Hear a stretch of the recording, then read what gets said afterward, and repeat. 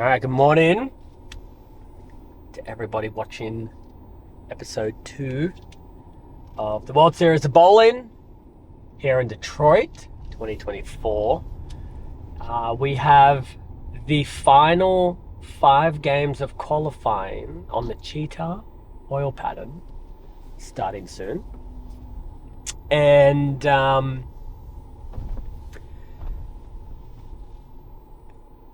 they were high scoring yesterday. I think, and I almost never look at the scores, but I had to look at the scores this time because I was really curious. The top 20 guys were averaging 240. And then the top, I think 37 or 38 guys were averaging 230 something. It was wild. I mean, you could only miss twice a game.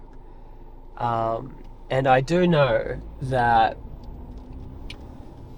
at our level, I think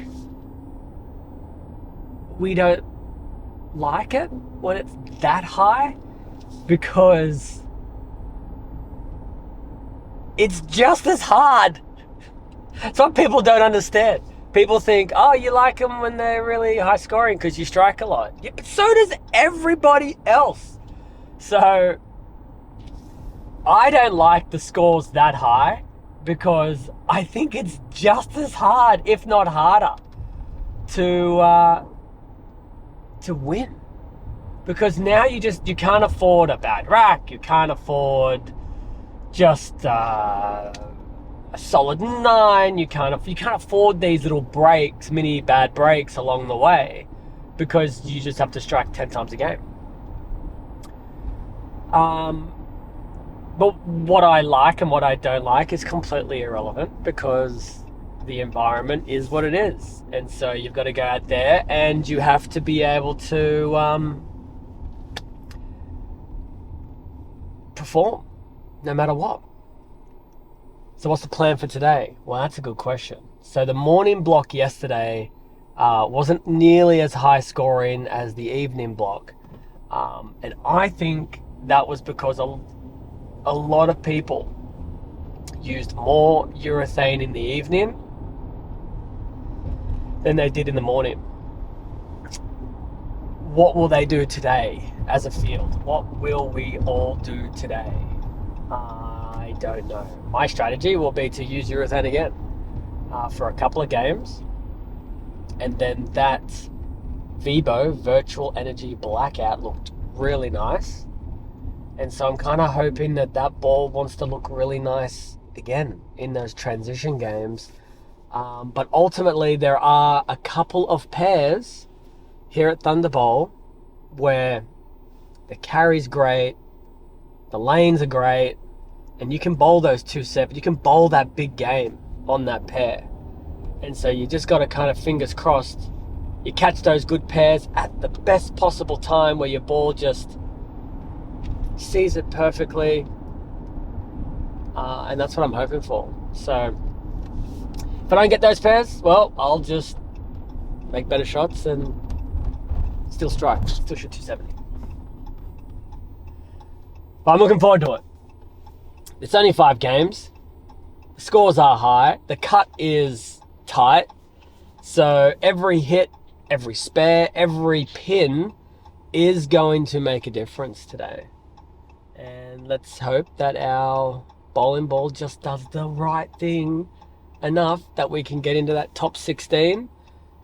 And then it's head to head. Anything can happen.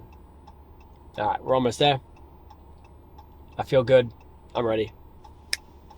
Let's go throw some strikes.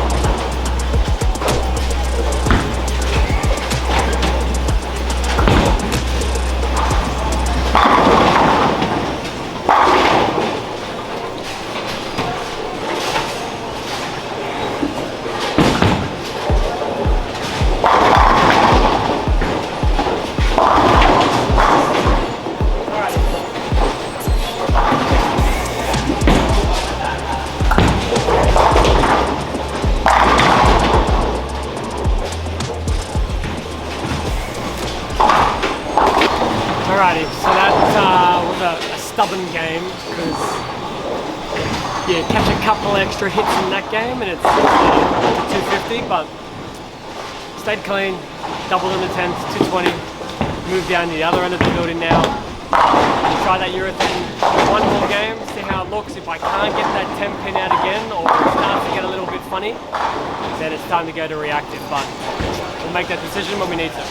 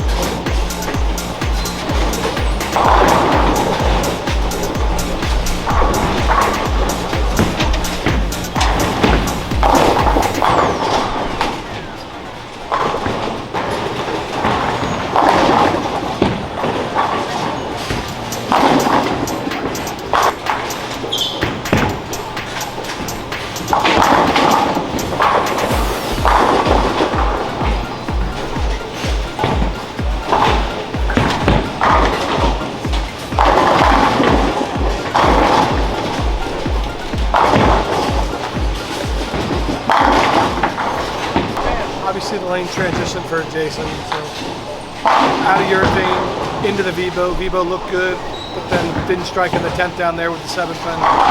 Came over here, a couple wayward shots with how the ball reacted, so looked at a ball that's very more predictable with his hand, which is obviously, he calls it Tor Dynamo. It's the Tor Dynamic, but we call it the Tor Dynamo, so last couple shots really good, so let's see if we can create that momentum and carry it on the rest of the game. I wouldn't say the pair has been great either. There's only, you know, you come over here, you look at Jason and you look at Nathan, and the pair looks a little tricky, like to get the ball from the fence. So let's hope his hand and what he does can do a little 4-5 bagger right here.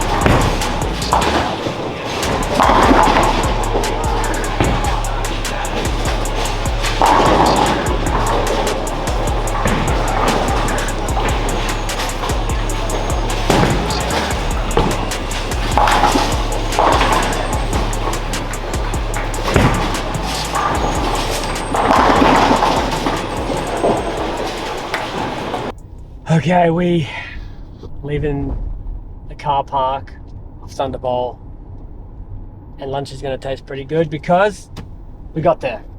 We made the cut in Cheetah. We bowled phenomenally, and today was not nearly as free-flowing and easy, but the scores were still high. But for me, pair to pair, I had just enough difference that it caused me a headache early in every single game, it felt like. So the biggest game, I think, for me was actually the third game. I start open, strike, spare. And with the scoring pace so high, that could have been a disaster game. But a really good ball change to the tour dynamics. Slowed my speed a little bit, and then got my hand into a little bit more of a forward roll. And I struck out. And that's the game for me that kept everything in check. I didn't need to press. I didn't need to panic. That 230 was a huge bailout.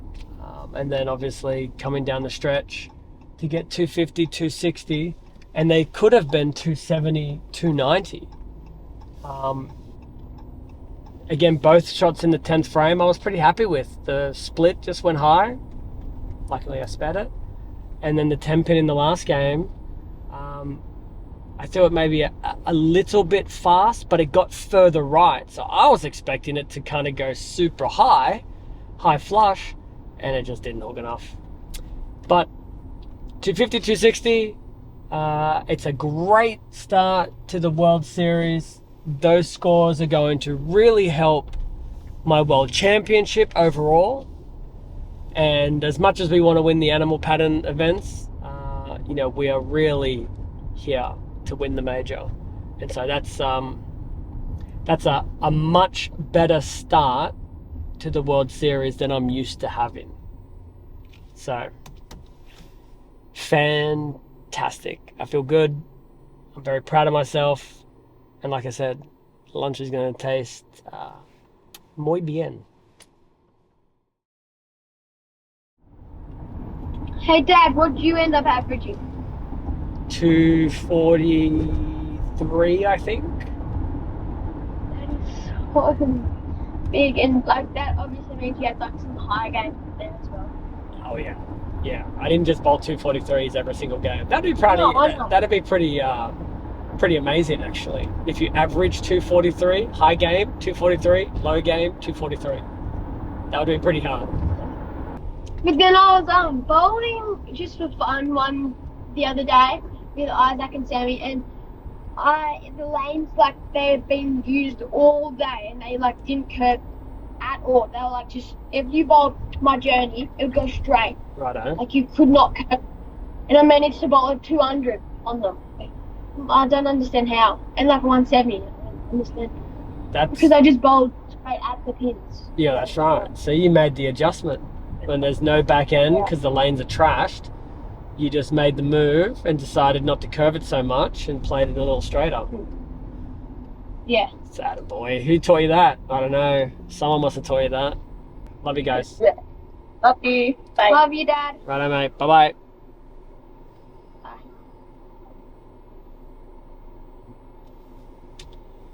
Pre-game pep talk. Hugo telling me some adjustment ideas. Throw it at the pins, he says. I like it.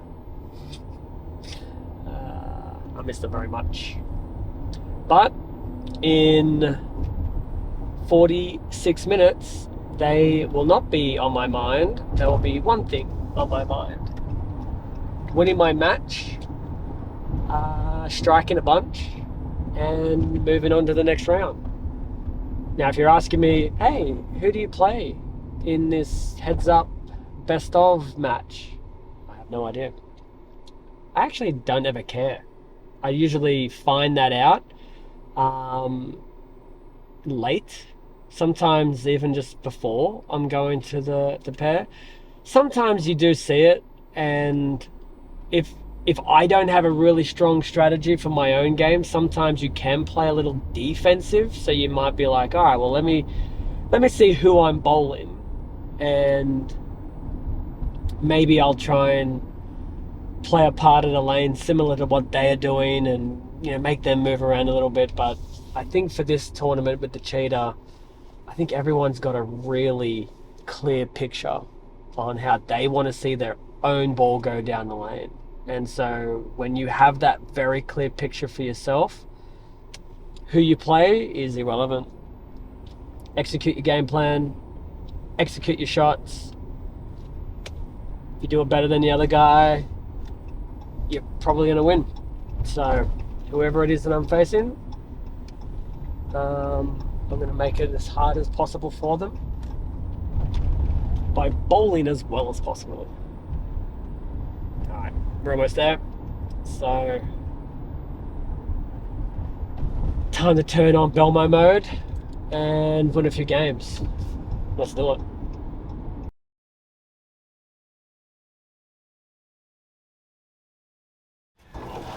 I know a lot of you guys have seen me on the video watching Jason. I'm Tim Mack. I actually met Jason when he was 16 years old.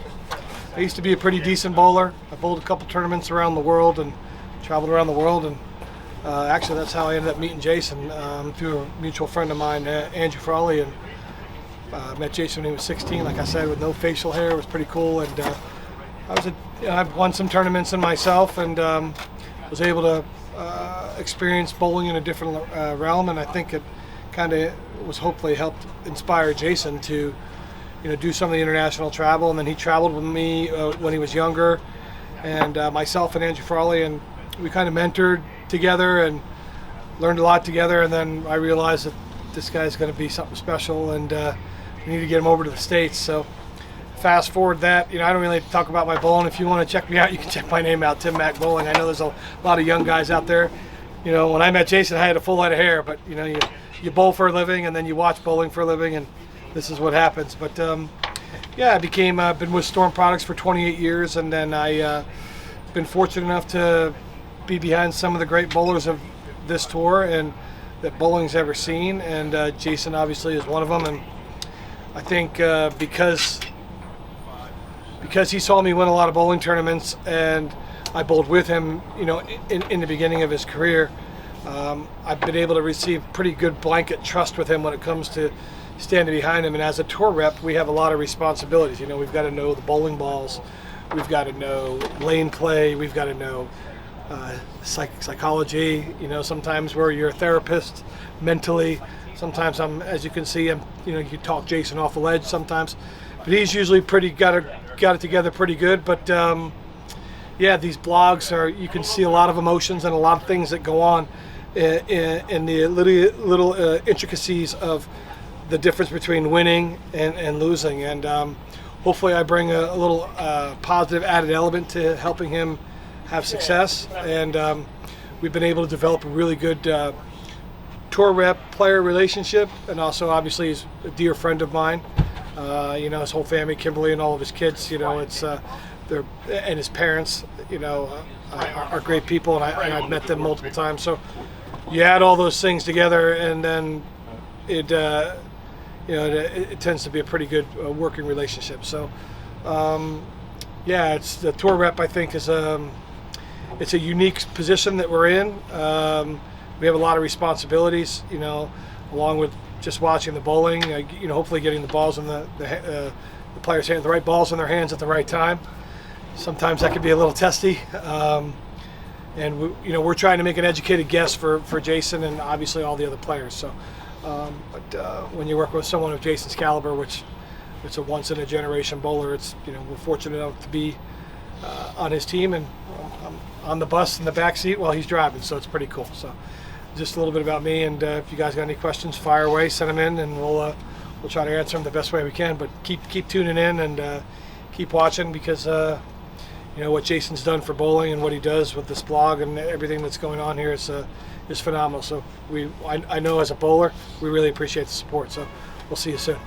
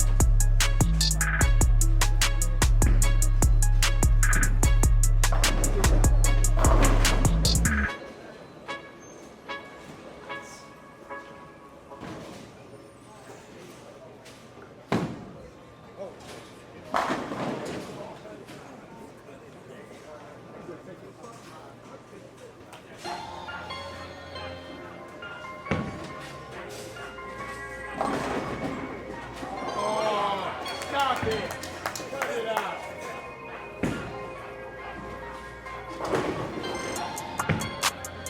Oh.